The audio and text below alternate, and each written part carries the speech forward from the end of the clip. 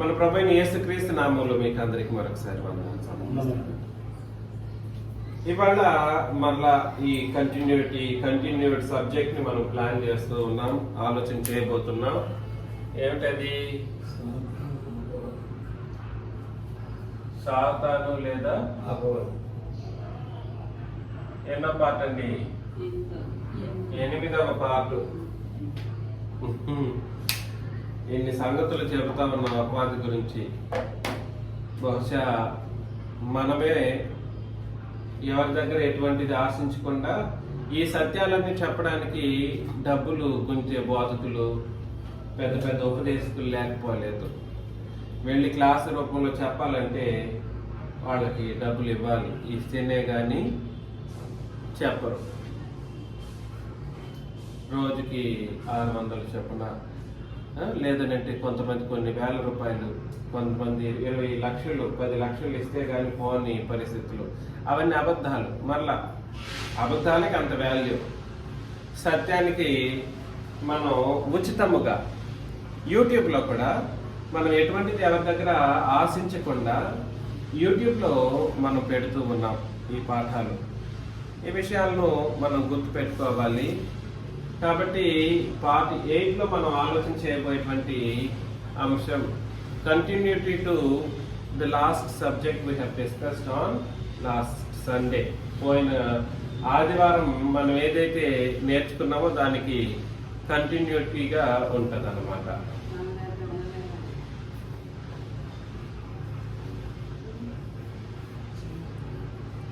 కాబట్టి ఆలోచన చేయండి.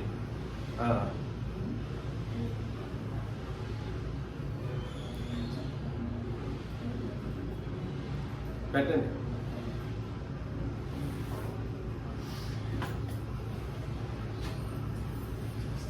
సాతాను చెర అనేది ఒకటి ఉంది కదండి. ఏమిటి సాతాను చెర యొక్క ప్రత్యేకత? సాతాను చెర ఎలా ఉంటది? వాడికి స్వేచ్ఛ ఉండదు. ఎవరికి? సాతానికి కాదు, ఎవరినైతే వాడు చెరపట్టాడో వాళ్ళకి స్వేచ్ఛ అంటూ ఉండదు. ఒకటి. తర్వాత బానిసత్వం, జైలు.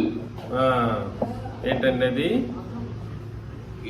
అది బంధకములతో బంధించబడినటువంటి మనుషులను ఆత్మ సంబంధమైన బంధకములతో ఉరివేసి బంధించి పెట్టినటువంటి ప్రదేశం. అది ఆత్మ సంబంధమైన ప్రదేశం. మరలా ఎటువంటి ప్రదేశము? ఆత్మ సంబంధమైనటువంటి ప్రదేశం. అది చెర. అది చీకటి మయమైనటువంటి చోటు. చీకటి అన్నది అనడం ఏమిటంటే ఏమిటి? పాపమే. పాపం నిండిన చోటు అది. చీకటి కబళించినటువంటి ప్రదేశము. ఇవన్నీ మనం ఆలోచన చేశాం. అయితే ఇలా ధర్మశాస్త్రం ఉన్నప్పుడు కూడా సరే, ధర్మశాస్త్రం ఏం చేసింది? ఇశ్రాయేలీని ఏం చేసింది ధర్మశాస్త్రం? నీతిమంతునిగా తీర్చబడకపోతే నష్టమా లాభమా?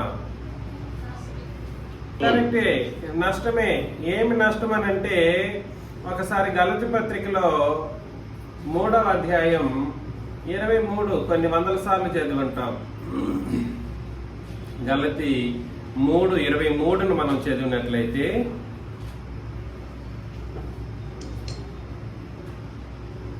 చదవండి. గలతీ 3:23. విశ్వాసము వెల్లడి కాక మునుపు ఇక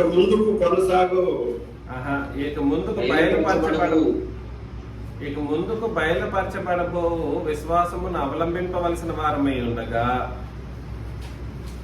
చెరలో ఉంచబడినట్లు మనము ధర్మశాస్త్రమునకు లోనైన వారమైతే. కాబట్టి ఇశ్రాయేలీయులు ధర్మశాస్త్రమునకు లోనైనంత కాలం ఎవరి చెరలో ఉన్నారు? వాళ్ళు కూడా అట్లాగే ఉన్నారు.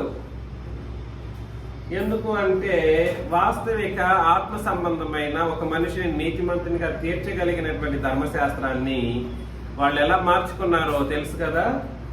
మనుష్య శరీర కార్యములు గాను, మనుషులు సృష్టించిన పద్ధతులు గాను, కల్పించిన కల్పన కథలు గాను వాళ్ళు మలిచి వేసుకున్నారు. వాస్తవానికి పాత నిబంధన అత్యంత గొప్పది, క్రొత్త నిబంధన కంటే సులభంగా పాటించదగినది.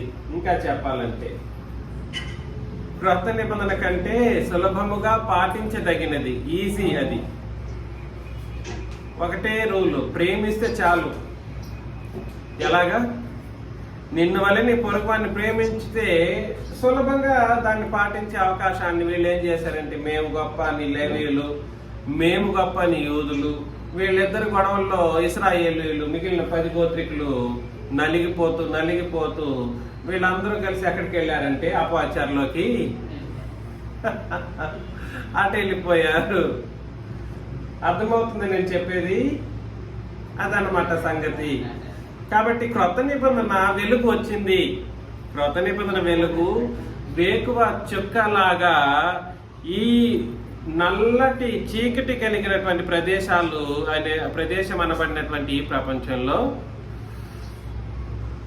క్రొత్త నిబంధన వెలుగు ప్రసరింప చేసేటట్లుగా ప్రభుని క్రీస్తు చేసే మరణం ద్వారా సంప్రాప్తమైంది. దానివల్ల ఏం జరిగిందనంటే, ఎవరెవరి యొక్క మనోనేత్రాలు వెలిగించబడి, అది మేల్కొన లేని చోటు కాదు, అపవాది చెర మేల్కొన లేని చోటు, మత్తులో పెట్టుంటాడు అన్నమాట. ఊరేసి ఉంటాడు బంధించి, మత్తులో పెట్టుంటాడు మనుషులను. అదేవిధంగా చీకట్లో పెడతాడు, ఎటు పోవాలో తెలియని స్థితి. అట్లాంటి స్థితిలో ఉన్నటువంటి ప్రపంచానికి రానై వచ్చింది క్రొత్త నిబంధన.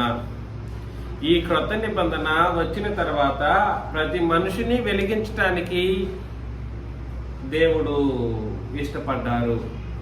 ఈ భూప్రపంచంలో అలాంటి మానవ జాతి ఎక్కడైనా ఉంటే వాళ్ళు ఎలా ఉంటారంటే వేకువ చుక్కలాగా కనబడుతూ ఉంటారంట. మార్నింగ్ స్టార్స్ లాగా వేకువ చుక్కలాగా ఉంటారు. ఎందుకనంటే ప్రపంచం మొత్తం ఎలా ఉంది? చీకటిమయం ఉంటుంది. మనం ఎట్లా ఉంటాము?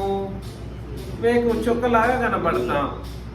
అఖండాన్ని మనం చూసినప్పుడు చుక్కలు అక్కడక్కడ కనిపెడుతుంటాయి, కానీ సర్వ ప్రపంచం ఎలా ఉంటది? వెనకాలైతే ఏముంటాయి? చీకటిగా. అలాగా మనం అన్నమాట. ఎందుకనంటే అలా అటు ధర్మశాస్త్రాన్ని ఇటు మానవుల యొక్క బలహీనతలను ఉపయోగించుకొని సాతాను తన చెరను ఏర్పాటు చేసుకున్నాడు అన్నమాట. కాబట్టి మిమ్మల్ని నేను ప్రేమతో విన్నవించే విషయం ఏమిటనంటే, ఈ సత్యాన్ని గుర్తించడానికైనా ప్రయత్నం చేయండి.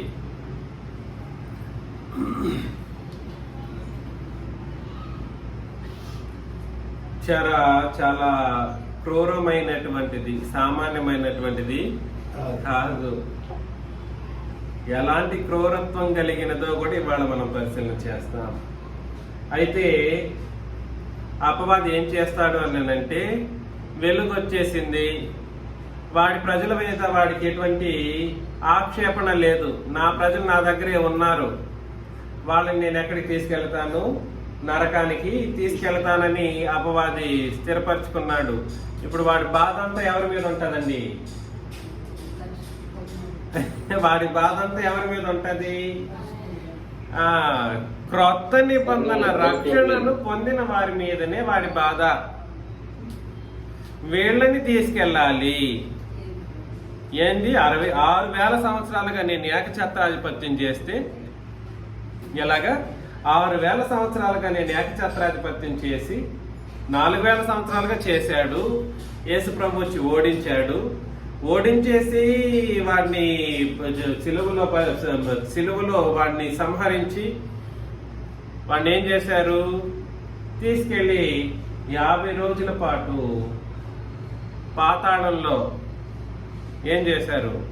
వాడినే బంధించి పెట్టారు. పోతూ చెరగా వాడి చెరను కూడా చెరగా పట్టుకుని వెళ్ళిపోయారు యేసుక్రీస్తు. చెరను వాడిని ఇద్దరిని కలిపి తీసుకెళ్ళిపోయారు అన్నమాట. అయితే వాడి చెర భూమి మీద ఉండడానికి వీలు లేదన్నటువంటి పరిస్థితుల్లో వెలుగును అందించినటువంటి ఒక పరిస్థితిని మనం అర్థం చేసుకున్నప్పుడు, మరలా వాడు వెలుగు సంఘం అనేది ఏర్పాటు అయిపోయిన తర్వాత వాడు రెండవ ఇన్నింగ్స్ వాడిని విడిచిపెడతాడు అనమాట యేసు ప్రభు. వాడు విడిచిపెట్టబడి ఏం చేస్తాడు, వాడు ఎవరిని గర్జించి ఎవరిని మృంగుదునని వస్తాడనమాట చెర కోసం. అయితే మనుషులు అపోస్తలులు తమ యొక్క బోధను క్రొత్త నిబంధనను ఏర్పాటు చేసిన తర్వాత వెలుగు అక్కడక్కడ కనబడడం ప్రారంభమైంది. అయిన తర్వాత ఇంక వాడు ఏం చేయాలో అర్థం కాలేక వీళ్ళు దేన్నైతే నమ్మారో, ఏ వెలుగునైతే వెలుగుగా నమ్మారో అదే వెలుగు దూతగా వీడు మార్చుకుంటాడనమాట. ఎలాగా? నువ్వు వెలుగే కదా నమ్మింది, నువ్వు నమ్మింది దేన్ని? వెలుగును నమ్మినప్పుడు నేను కూడా వెలుగే నువ్వు గుర్తించలేని స్థితిలోకి నేను కూడా అదే క్రొత్త నిబంధన అనే వాడిని ఏర్పాటు చేసుకుంటాడు. వీడి రూపాన్ని మార్చుకుంటాడు. కాబట్టి ఏ వెలుగునైతే మనం నమ్మామో ఆ వెలుగును వెలుగుగా కాకుండా చేయటానికి, మానవ జాతిని మోసపరచడానికి వాడు వెలుగుదూత వేషం ధరించుకొని మరలా చెరపట్టడానికి మన దగ్గరికే వస్తుంటాడు అన్నమాట. వాడి బాధ అంతా వెలుగును ధరించిన వాళ్ళు వెలుగును ధరించకూడదు. వాడి దుఃఖం అంతా ఎవరి మీదనంటే మన మీదనే. కాబట్టి అపవాది వెలుగుదూత వేషం ధరించుకొని తన రూపాన్ని మార్చుకొని రావడం అనేది మనం చూస్తాం. 2 కొరింథీ 11:14 ఇది ఆశ్చర్యము కాదు, సాతాను తానే వెలుగుదూత వేషం ధరించుకొనిచున్నాడు. ఎలాగా? వెలుగుదూత. వీళ్ళు దీన్ని నమ్మింది ఏమిటనంటే వెలుగును. కాబట్టి వెలుగుదూత వేషం వేసుకుంటే వీళ్ళు నమ్మేసి ఏం చేయగలరు, తన వైపు రాగలరు అన్నటువంటి ఉద్దేశాన్ని బట్టి వాడు మరలా వెలుగుదూత వేషం ధరించుకొని రావడం మనం చదువుతాం. అందుకని ప్రకటన గ్రంథంలో వాడు వెలుగుదూత వేషం ధరించుకోవడం ద్వారా ఏం చేస్తాడు? వెలుగుదూత వేషం ధరించుకోవడం ద్వారా ఏం చేస్తాడు మనం గుర్తించలేము. నీ దగ్గరికి వచ్చిన వ్యక్తి ఏ దూతో నీకు తెలియదు అంటాడు. క్రొత్త నిబంధనే అంటాడు. క్రొత్త నిబంధనేనండి, మేము ఈ నిబంధనను ఎలా పాటిస్తాము, తూచా తప్పకుండా పాటిస్తాం అంటాడు. తీరా చూస్తే అది క్రొత్త నిబంధన బోధ కాదు. ఉన్మాదులుగా తయారు చేసినటువంటి పరిస్థితుల్లో నేను కొంతమంది క్రీస్తు సంఘం వాళ్ళని నేను చూశాను. క్రీస్తు సంఘం అని అబద్ధపు వాళ్ళని నేను చూశాను. కాబట్టి అలాగా అపవాది వేషం ధరించుకొని క్రీస్తు సంఘం అంటాడు, అపవాది వేషం ధరించుకొని ఏమంటాడండి, క్రొత్త నిబంధనే అని అంటాడు అన్నమాట. అందుకని ప్రకటన గ్రంథం 13:10 నుండి మనం చదివినప్పుడు వీడి రూపం ఎలా ఉంటదని అంటే మనుషులనే ఏర్పాటు చేసుకుని వాళ్ళ లోపల వీడు ఉంటాడనమాట. ఎవరిని?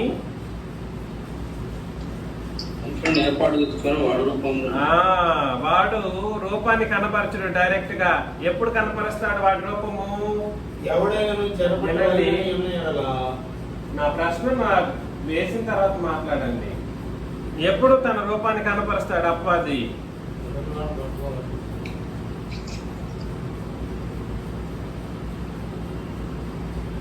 ఎప్పుడు రూపాన్ని కనపరుస్తాడు? ఏంటండి? ప్రభు దినాన క్రీస్తు యొక్క రాకడ దినాన కనపరుస్తాడు అపవాది తన నిజ రూపాన్ని. చెప్పాను, మొదటి పాఠంలోనే అది చెప్పాను కదా.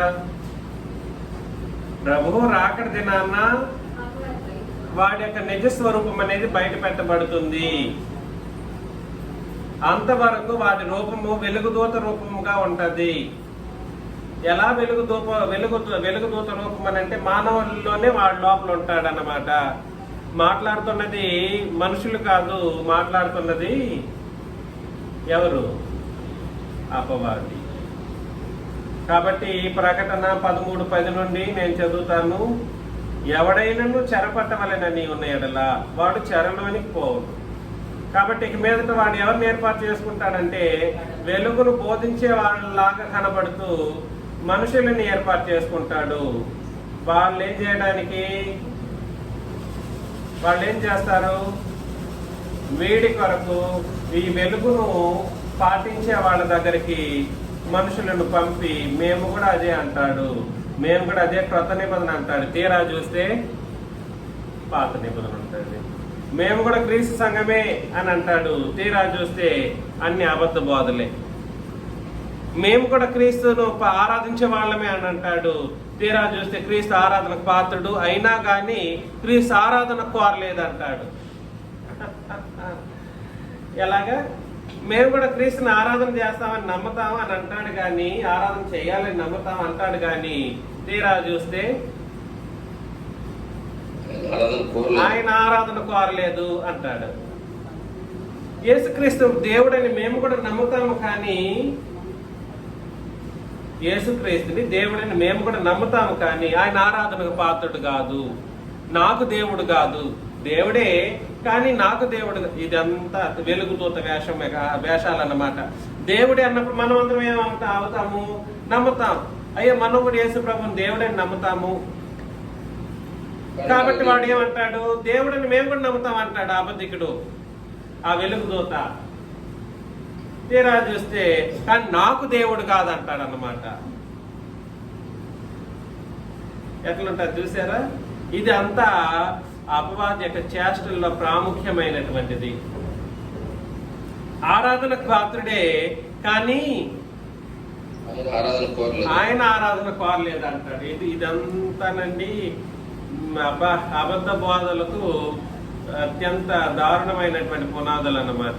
ఎవడైనను చెరపట్టవలనని ఉన్న ఎడల వాడు ఎక్కడికి వెళ్తాడు?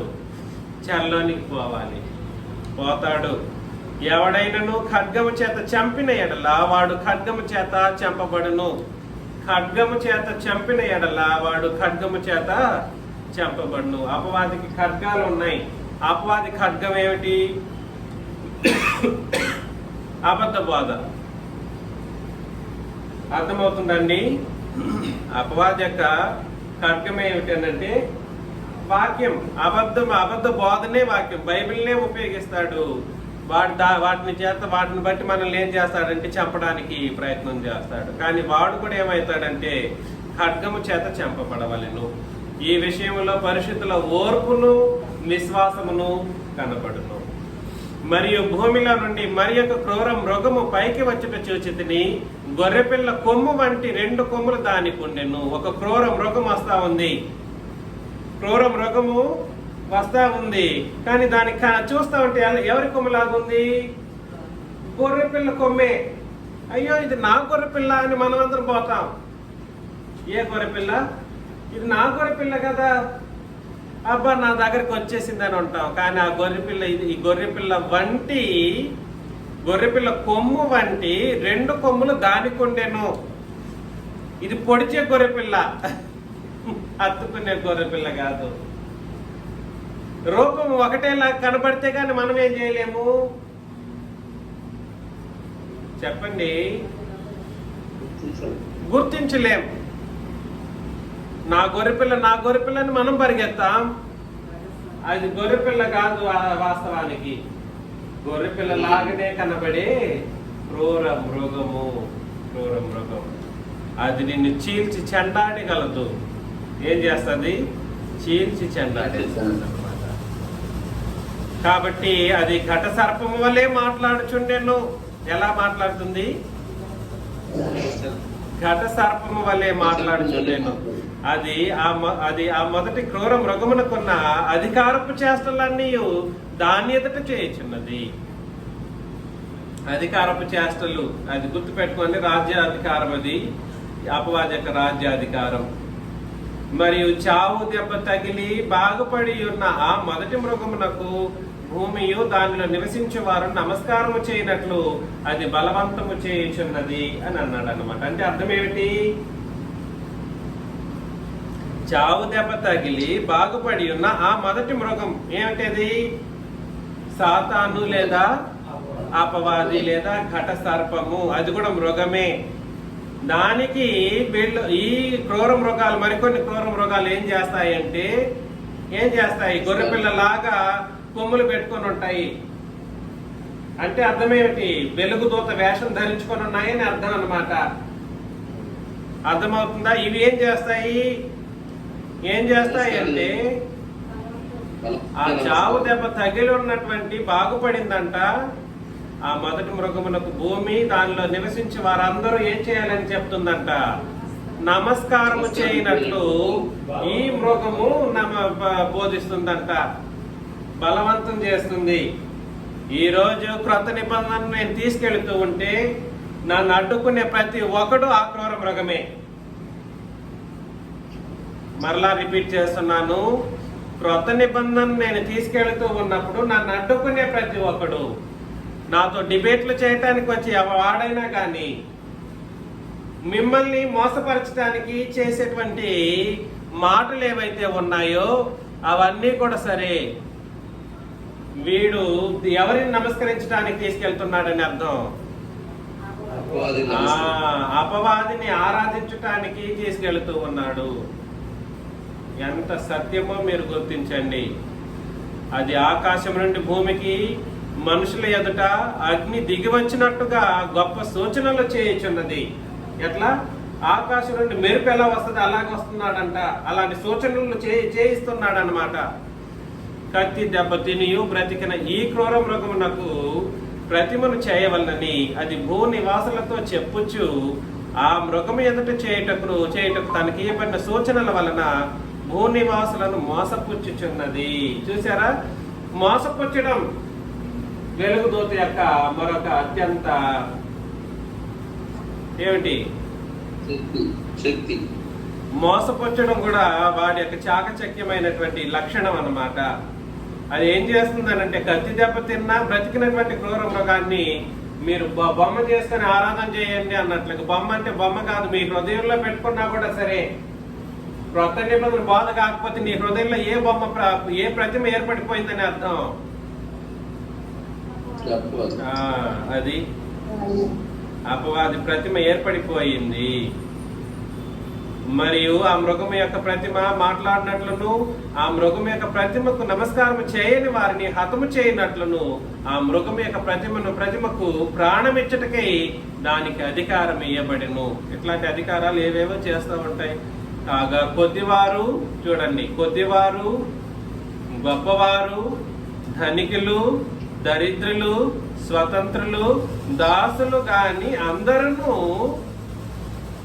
తమ కుడి చేతి మీదనైనను తమ నొసటి ఎందైనను ముద్ర వేయించుకొనున్నట్లు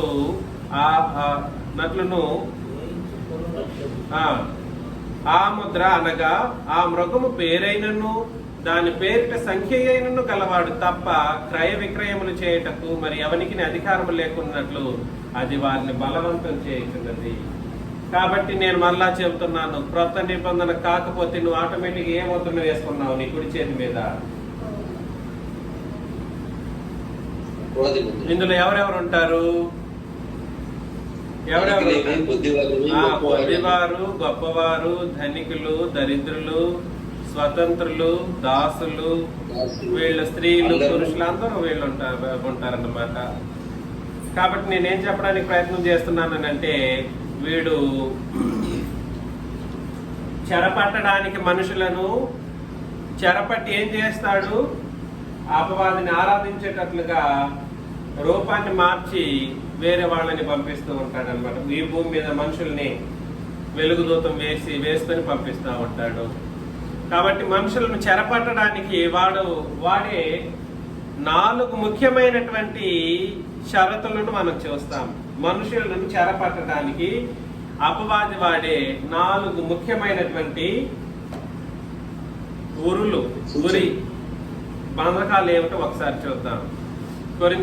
కొలసి పత్రికలో 2వ అధ్యాయం 8వ వచనం. కొలసి 2:8.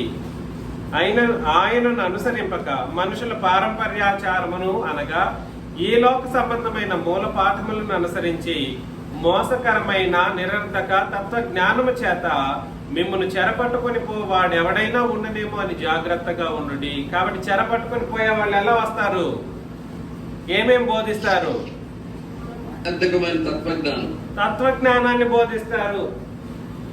ఈరోజు పిడి సుందరరావు అని గ్రూప్ మెంబర్స్ కావచ్చు, లేదా ఇతరత్ర తత్వజ్ఞానాన్ని బట్టి, సైన్స్ ని బట్టో, లేదా ఇతరత్ర అబద్ధ బోధనలు బట్టి చేసే వాళ్ళందరూ కూడా సరే ఎవరి చెరలోకి నడిపించబడ్డారని అర్థం. ఒక పిడి సుందరరావు కావచ్చు, అతని అనుబంధులు ఎవరెవరో ఉన్నారు. ఐ ఫర్ గాడ్ మినిస్ట్రీస్ అని చెప్పేసి, అతని పేరేంటి, విజయప్రసాద్ రెడ్డి అని కానీ, వీళ్ళందరూ కూడా తత్వంతో పోయే వాళ్ళే. చూసేదానికి దేన్ని పట్టుకుని ఉంటారు? బైబిల్ పట్టుకుని ఉంటారు. అయ్యో బైబిల్ పట్టారని చెప్పేసి వాళ్ళు చేసిన తత్వ బోధలకు లక్షల మంది ఏం చేస్తారు? అటు తిరుగుతారన్నమాట. మూల పాఠాలను చెప్తా ఉంటారు, లోక సంబంధమైన మూల పాఠాలని, మనుషుల యొక్క పారంపర్యాచారాలను బోధిస్తూ ఉంటారు.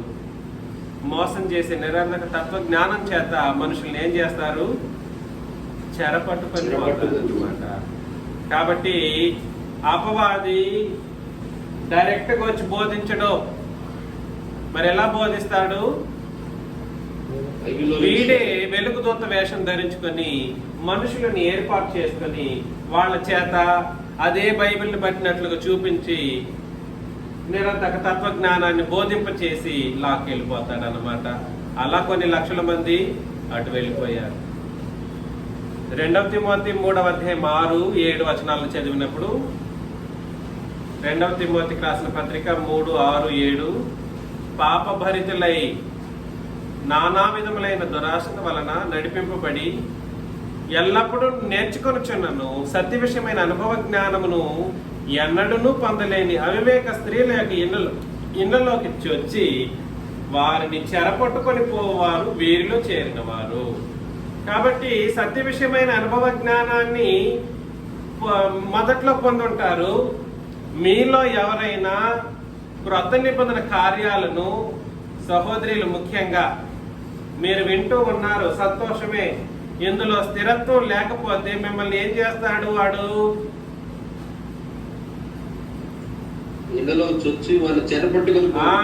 వాడు వస్తాడు, వచ్చి మిమ్మల్ని ఏం చేస్తాడు? నా మీద చెడుగా చెప్తా ఉంటాడు అన్నమాట. నా మీద చెడు చెప్పి, లేదా నా వ్యక్తిగత విషయాలను, లేదా ఇతరత్ర బోధ విషయాలను అబద్ధాలు చెప్పి ఏం చేస్తాడంటే స్త్రీలు నమ్మేటట్లుగా చెబుతూ ఉంటాడు. అప్పుడు ఏం జరుగుతుంది? వీళ్ళు మోసపోయి ఎక్కడికి వెళ్తారు? చెరలోకి వెళ్ళిపోతారన్నమాట. కాబట్టి అమ్మగారులు, మీరందరూ జాగ్రత్త, ముందు ఈ విషయాన్ని ఆలోచన చేసుకోండి. గలతీ 3:23 ఇంతకు ముందే చదివాం. గలతీ 3:23లో విశ్వాసము వెల్లడి కాక మునుపు ఇక ముందుకు బయలుపరచబడబో విశ్వాసమును అవలంబింపవలసిన వారముగా చెరలో ఉంచబడినట్టు మనం ధర్మశాస్త్రమునకు లోనైన వారమైతిమి.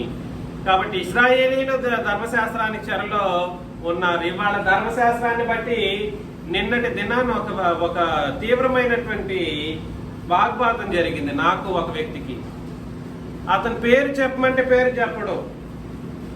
నిన్న నేను ట్రైన్లో వస్తూ ఉన్నప్పుడే జరిగింది, వందే భారత్లో.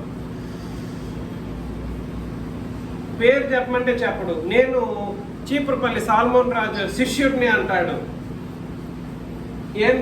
ఏంది నీ బాధ అంటే, పాత నిబంధన అంతా కూడా నీతిని బోధిస్తుంది, నువ్వు అది వద్దంటావా అంటాడు. అదే బాబు, పాత నిబంధన నీతిని బోధిస్తుందా? ఎవడు నీకు చెప్పింది? నేను కేవీఆర్ సాల్మోన్ రాజు శిష్యుడిని. చూసారా? కాబట్టి నేర్పించినోడు ఎవడు? వెలుగుదూత వేసుకున్న అపవాది. వాడే బోధించినోడు అపవాది. అంత ధైర్యంగా పేరు చెప్పమంటే చెప్పట్లేదు, నేర్పించినోడు పేరు చెప్తా ఉన్నాడు. ఎట్లా ఉన్నారో ఈ మనుషులు చూసారా? ధర్మశాస్త్రం అంతా నీతిగా బ్రతకడానికి మనకి ఇవ్వబడిందంట. వచనం పెట్టా, రోమా 3:21 చదువుతాప్పుడు నువ్వు చిన్నపిల్లోడిలా ఉన్నావని అంటే, నేను ఇదెందుకు చదువుతాను అంటాడు. నేను సరే పోస్ట్ పెట్టాను, తిరిగి మెసేజ్ పెట్టాను, దాంట్లో చూడు, వచనం చదువు. ధర్మశాస్త్రమునకు వేరుగా దేవుని నీతి బయలుపరచబడినది అంటే ఆ నీతి వేరు, ఈ నీతి వేరు. 66 పుస్తకాలు ఒకటే నీతిని బోధించదురా తమ్ముడు అని అంటే, ఇది మాకు అవసరం లేదన్నట్టుగా వాడు వ్యవహరిస్తున్నాడు. అంటే వాడు అపవాది యొక్క ఉరిలో ఎంతగా పాతుకుపోయాడో, వాడి కంటిని, వాడి మనోనేత్రాలను వెలిగింప చేయడానికి కూడా వాడు అవకాశం ఇవ్వలేనంత దారుణంగా తయారయ్యాడంటే చూడండి, అర్థమవుతుంది కదా నేను చెప్తున్నది. కాబట్టి ధర్మశాస్త్రం ఇవాళకి అది నీతిని మనకు ఏనాడు బోధించదు. ఒకవేళ అది కూడా నెక్స్ట్ పత్రిక పెట్టాను, గల్ఫ్ పత్రికలో 5, 3, 4 కూడా చెప్పాను. ధర్మశాస్త్రం బట్టి నువ్వు నీతిమంతుడిగా తీర్చబడితే రా తమ్ముడు, నువ్వేం చేయబడతావు? కృపలో నుండి వేరు చేయబడతావు, క్రీస్తులో నుండి బొత్తిగా తొలగిపోయిన వాడు అవుతావు. నీకు కృప ఉండదు, డైరెక్ట్ నరకం వెళతావరా తమ్ముడు అని అంటే కూడా, నువ్వు చెప్పేదంతా అబద్ధ బాధ, నువ్వు వంకర టింకర మాటలు మాట్లాడతావు అంటాడు. అంటే ఎంత అన్యాయంగా వాళ్ళు అపవాదిక బోధన నేర్చుకొని తయారయ్యారన్నమాట. కాబట్టి చెప్పండి, 3 ముఖ్యమైనటువంటి పాయింట్స్ మనం ఆలోచన చేస్తూ ఉన్నాం. ఒకటి ఏమిటండి?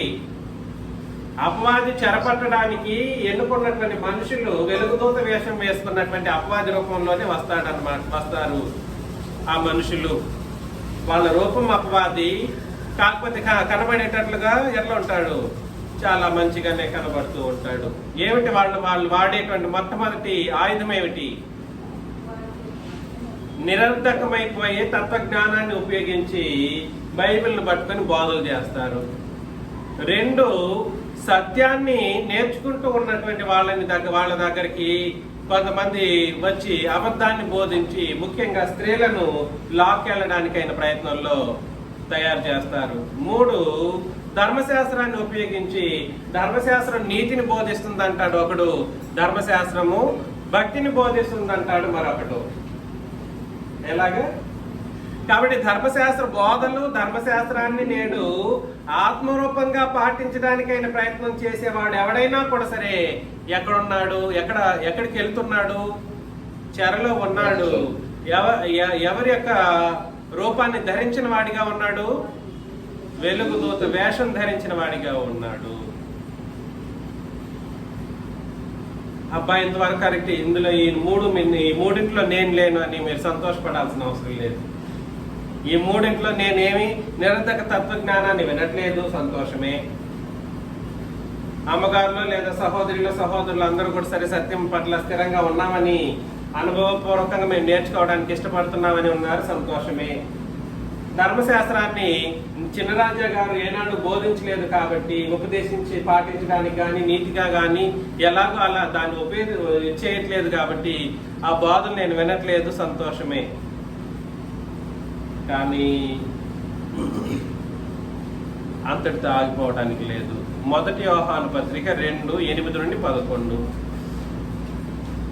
1 యోహాను పత్రిక 2వ అధ్యాయం 8-11 వచనాలు. మరియు క్రొత్త ఆజ్ఞను మీకు రాయుచున్నాను, చీకటి గతించుచున్నది, సత్యమైన వెలుగు ఇప్పుడు ప్రకాశించుచున్నది గనుక ఆయన యందును మీ యందును సత్యమే. ఏముంది? ఆయన యందు మన యందు ఉన్నది సత్యం. వెలుగులో ఉన్నానని చెప్పుకొనుచు తన సహోదరుని ద్వేషించేవాడు ఇప్పటికీ ఎక్కడ ఉన్నాడు?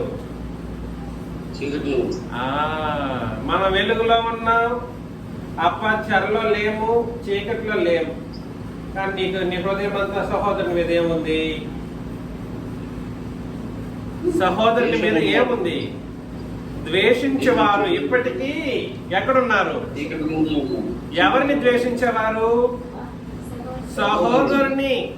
ముందు సహోదరుల్లో ఒకరికొకరు ఐకమత్యం లేకపోతే, ప్రేమ లేకపోతే, ద్వేషించే ఒక బుద్ధి ఉంటే వాళ్ళు ఎంత క్రొత్త నిబంధన రక్షణ వినని రక్షణ పొందుకొని బాప్తీసం తీసుకొని నేను వెలుగులో ఉన్నానని, నేను ధర్మశాస్త్రం ప్రకారం ఏనాడు ఏ కార్యక్రమం చేయలేదని చెప్పినా నువ్వు ఎక్కడున్నావు? నీ హృదయంలో ఏముంది? కారణం ఏమిటి? నీ హృదయంలో సహోదరి మీద ఏముందనంటే ద్వేషం ఉంది. నీకు డైరెక్ట్ నరకమే. సంఘంలో ఉన్న వాళ్ళు ముఖ్యంగా ఎవరి మీద మరొకరి మీద ద్వేషం ఉంటే నరకమే గతి. అపవాది చెర పట్టేయడం కాదు, వాళ్ళు ఆల్రెడీ అక్కడే ఉన్నారు. వెలుగులో ఉన్నానని చెప్పుకొనొచ్చు. నేను అనుకుంటున్నాను ఉన్నానని చెప్పేసి నాకు ఏ సహోదరుడి మీదనో సహోదరి మీదనో గొంతు వరకు కోపం ఉంది, ద్వేషం ఉంది. నేను ఎక్కడున్నాను?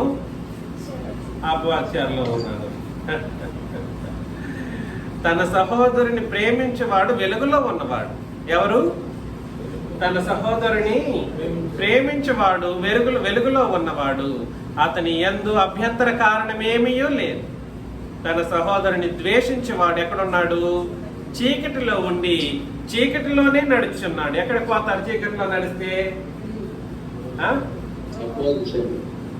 చీకటిలో నుండి చీకటిలో ద్వేషించేవాడు చీకటిలో ఉన్నాడు, చీకటిలోనే నడుస్తూ పోతూ ఉన్నాడు. దారి ఎక్కడికి వెళ్ళిపోతుందని అంటే నరకం వైపు నడిపించబడతాడు అన్నమాట. చీకటి అతని కన్నులకు గురిటితనం కలుగు చేసిన గనుక తానెక్కడికి పోచున్నాడో అతనికి తెలియదు. కాబట్టి సహోదరుని ద్వేషించే ప్రతి ఒక్కడు కూడా సరే, ప్రతి ఒక్క సోదరుడు కావచ్చు, సోదరి కావచ్చు, మీరు ఎక్కడున్నారు అని దాని అర్థం ఏంటంటే ఎక్కడున్నారు?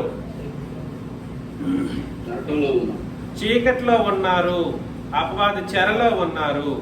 మీరు ఎక్కడికి వెళ్ళిపోతున్నారో వీళ్ళకి తెలియదు. ఎందుకు? అనుకుంటున్నది ఏమిటి? నేను వెలుగులో ఉన్నానని అనుకుంటున్నారు. కాబట్టి వీళ్ళు ఉన్నది ఎక్కడ? వాస్తవానికి చీకట్లో నడుస్తూ నేను వెలుగులోనే నడుస్తున్నాను అనుకుంటూ వెళ్ళిపోతున్నారు. తీరా చూసి ఎక్కడ ఉంటుంది వీళ్ళ గుంత? నరకమై ఉంటుంది అన్నమాట. ఈ రోజు నేను పేర్లు చెప్పేయగలను ఎవరు ఎటువంటి మనస్తత్వం కలిగిన వారు ఉన్నారు. ద్వేషభరితమైన ఆలోచన విధానాలు కలిగిన వాళ్ళు ఎవరెవరో నేను చెప్పగలను. కాబట్టి మీరందరూ మార్చుకోండి. మార్చుకోకపోతే నరకం తప్పదు. మీరు చెరలో ఉన్నారు. నా మీద ఎవరికి ఎటువంటి ద్వేషం లేదు. నా మీద కాదు, నా మీద ఓకే. మీలో ఎవరికి నా మీద ద్వేషం లేదు, కోపం లేదు. అది ఖచ్చితంగా, అది మాత్రం నేను చెప్పగలను. నా మీద లేకపోతే సరిపోతుందండి? కాదండి, నా మీద మాత్రం కాదు. నా మీద మాత్రమే కాదు, మన సహోదరులలో ప్రతి ఒక్కరూ ఒకరినొకరు గౌరవించి ప్రేమించడం ఇక్కడ కావాల్సింది. లేదంటే మనం అందరం ఎవరి దీంట్లో ఉంటాం? అపవాది చెరలో ఉన్న వాళ్ళంగా పిలువబడతాం అన్నమాట.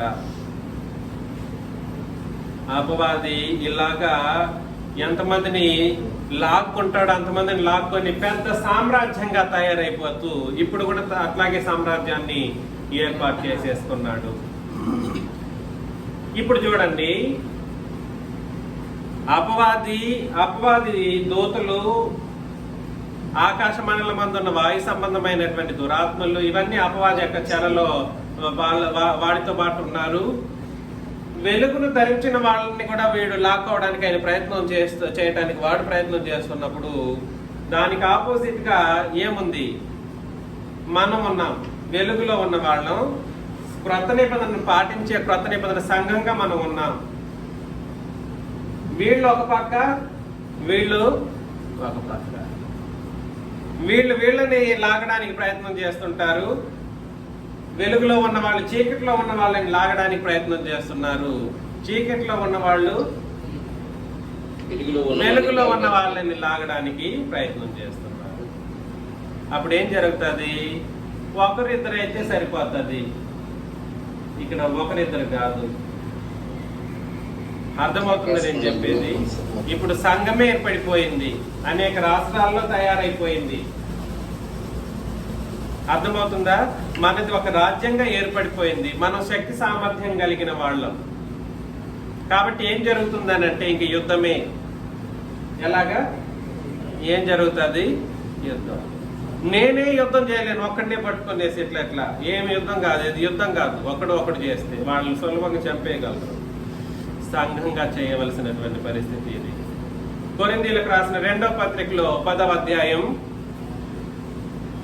కొరింథీయులకు రాసిన 2వ పత్రిక 10 1 నుండి 9 వచనాలు నేను చదువుతున్నాను. మీ ఎదుట ఉన్నప్పుడు మీలో అణుకోవగలవాడినైనట్టు, ఎదుట లేనప్పుడు మీ ఎడ్ల ధైర్యము గలవాడినట్టు పౌలను నేనే యేసుక్రీస్తు యొక్క సాత్వికమును మృదుత్వమును బట్టి మిమ్మల్ని వేడుకొనిచున్నాను. శరీర ప్రకారము నడుచుకుని వారమని మమ్మల్ని గూర్చి కొందరు అనుకొనిచున్నారు కారా? అట్టి వారి ఎడ్ల నేను తెగించి కాఠిన్యము చూపవలనని తలంచుకొనిచున్నాను. కానీ నేను వచ్చినప్పుడు అట్లు కాఠిన్యమును చూపకున్నట్లు చేయడని నేను మిమ్మల్ని బతిమాలుకొనిచున్నాను.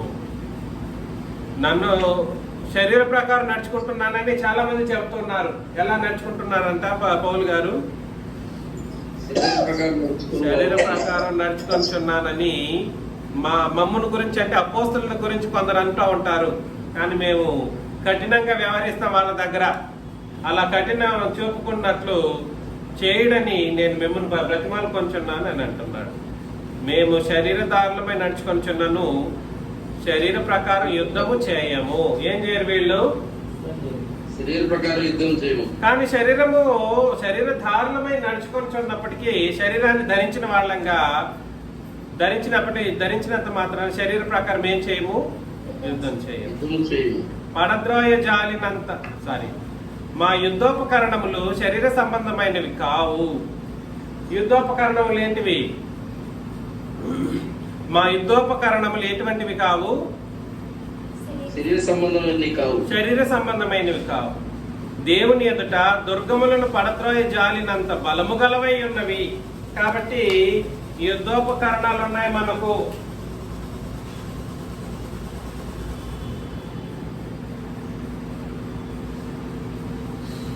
యుద్ధోపకరణములు మనకున్నాయి. ఇవి ఎటువంటిదనంటే దుర్గములను ఏం చేస్తాయి?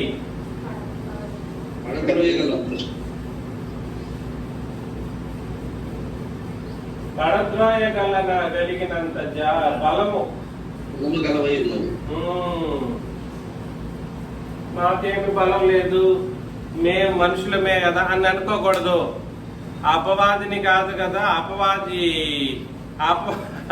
యొక్క పిల్లలు అనబడిన వాళ్ళని కాదు కదా. ఇంకెవరినైనా వచ్చినా కూడా సరే మనం ఎలా ఏం చేస్తాము? ఈ యుద్ధోపకరణాలతో దుర్గాలను దుర్గం అంటే ఏమిటి? వాడు కట్టిన సామ్రాజ్యం ఏదైతే ఉందో, ఏమిటి? అపవాది సామ్రాజ్యం లేదా అపవాది కట్టినటువంటి కోట ఏదైతే ఉందో దాన్నంతటిని ఏం చేయగలం మనం? కాకపోతే వాడాల్సింది ఏమిటి? ఒట్టి మాటలు కాదు, యుద్ధోపకరణాలు ధరించాలి. అర్థమవుతుంది నేను చెప్పేది? దేవుడు వస్తాడు, దేవుని ఎదుట మనం ఏం చేయగలమనంటే ఈ బలాన్ని పొందుకొని వీడి యొక్క దుర్గాలని త్రోసేస్తాం అన్నమాట, కూల్చేస్తాం. అర్థమవుతుంది నేను చెప్తున్నది?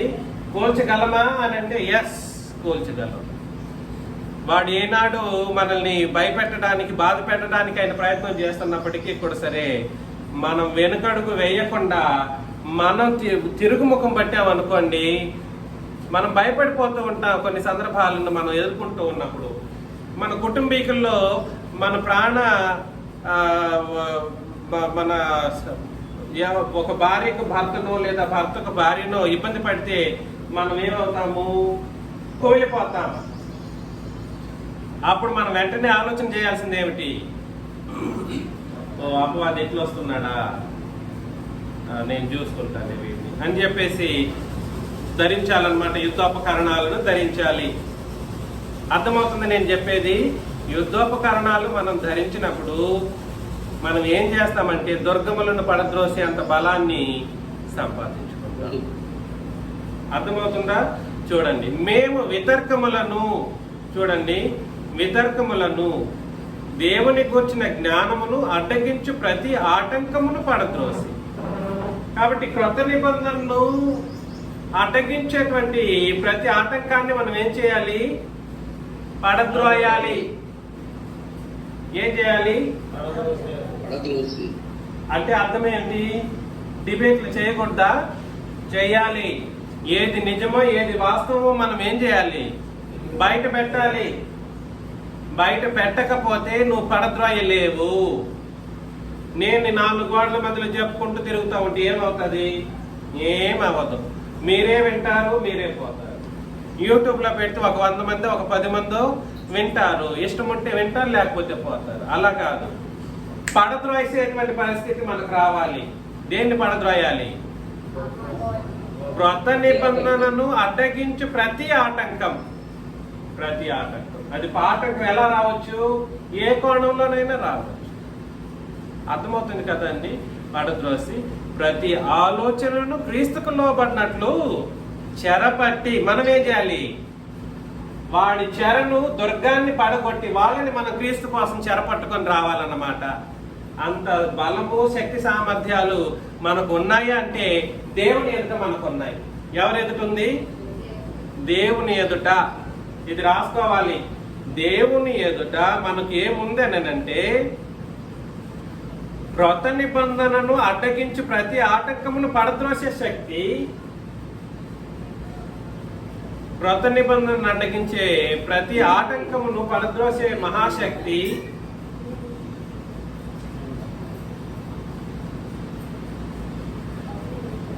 ప్రతి ఆలోచనను క్రీస్తునకు లోబడినట్లు చేసి చెరపట్టి మీరు సంపూర్ణ విధేయతను కనపరిచినప్పుడు సమస్తమైన విధేయతకు ప్రతిదండన చేయ సిద్ధపడి ఉన్నాము.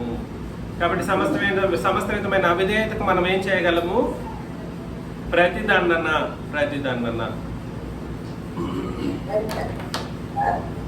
ఆలోచన చేయండి. బెంజమిన్ గారు మ్యూట్లో పెట్టాలి. బెంజమిన్ గారు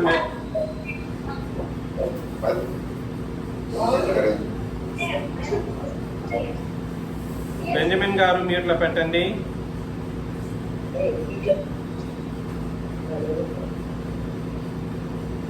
కాబట్టి ఆలోచన చేయండి. మనకు శక్తి సామర్థ్యాలు లేదు అని మనం వెనకడుగు వేయకూడదు. మనకున్నాయి, శక్తి సామర్థ్యాలు ఉన్నాయి. మనల్ని నడిపించగలిగేది యుద్ధోపకరణములు. మనల్ని నడిపించగలిగేవి ఏమిటి?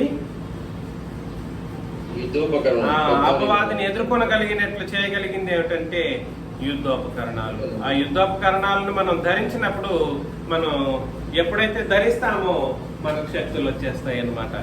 ఏం చేస్తామనంటే మనమే వాళ్ళని, అపవాది యొక్క కోటలను, దుర్గాన్ని ఏం చేస్తాము? సామ్రాజ్యాన్ని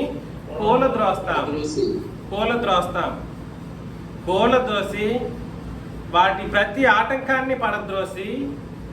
చూడండి ఆ మాటను మరొకసారి చదవండి. ఆగండి. మా యుద్ధోపకరణములు శరీర సంబంధమైనవి కావు, కానీ దేవుని ఎదుట దుర్గములను పడద్రోయ జాలినంత బలము కలవై ఉన్నవి యుద్ధోపకరణాలు. అర్థమవుతుందా? అపవాదిక దుర్గమును పడద్రోసే శక్తి కలిగినది యుద్ధోపకరణాలు. 1, అపవాదిక దుర్గాలను ఏం చేస్తాము? పడద్రోస్తాం. 2, వితర్కములను, దేవుని గూర్చిన జ్ఞానమును అడ్డగించు ప్రతి ఆటంకమును పడదోస్తాం. అపవాది కోట పెకలింపబడతాయి. 2, ఆటంకం, ప్రతి ఆటంకమైనా మనం ఏం చేస్తాము? పడద్రోస్తాం. 3, ప్రతి ఆలోచనలను సహితం క్రీస్తు కొరకు ఏం చేస్తాము? చెరపట్టుతాం. ప్రతి ఆలోచనలను క్రీస్తు కొరకు 3 కార్యక్రమాలు చేస్తాం. ఏమేమిటి? 4వది కూడా ఉంది. సమస్తమైన అవిధేయతకు ప్రతిదండన చేయడానికి కూడా మనం ఏం చేయాలి? సిద్ధపడాలి. అంటే దాని అర్థం ఏమిటి? తీర్పు, ప్రతిదండన ఏ రోజు చేస్తాడు? ప్రతిదండన ఏమిటంటే నరకం. అది ఏ రోజు? తీర్పు దినాన. ప్రతి సమస్త విధమైన అవిధేయతకు ప్రతిదండన చేయటప్పుడు ఏం చేయబడి ఉండాలి? మనము సిద్ధంగా ఉండాలి. సిద్ధంగా ఉంటాం. కాబట్టి 4 కార్యక్రమాలు ఉన్నాయి. ఏమేమిటండి? 1, అపవాది దుర్గములను దేవుని ఎదుట పడద్రోస్తాం. 2, క్రొత్త నిబంధనను అడ్డగించు. క్రొత్త నిబంధనను అడ్డగించు. ప్రతి ఆటంకమును పడద్రోస్తాం. క్రొత్త నిబంధనను అడ్డగించు. ప్రతి ఆటంకమును పడద్రోస్తాం. 3, ప్రతి ఆలోచనలను క్రీస్తు కొరకు చెరపట్టుతాం. ప్రతి ఆలోచనలను క్రీస్తు కొరకు చెరపట్టుతాం. 4, సమస్త విధమైన అవిధేయతకు ప్రతిదండన చేయటానికి సిద్ధపడతాం. అంటే తీర్పు తీర్చిపోయేది ఎవరు రేపు? సంఘం. సంఘం ఎవరికి తీర్పు తీరుస్తుంది? లోకానికి ప్లస్ దేవదూతలకి. ఎవరికి తీర్పు తీరుస్తుంది సంఘము? లోకానికి మరియు దేవదూతలకి. దేవదూతలు ఏం స్టేటస్ మనకు? మనం వెళ్ళి దేవదూతలు తీర్పు తీరుస్తామంట. ఊహిస్తేనే ఇది ఎంత గొప్పగా ఉందో ఆలోచన చేయాలి.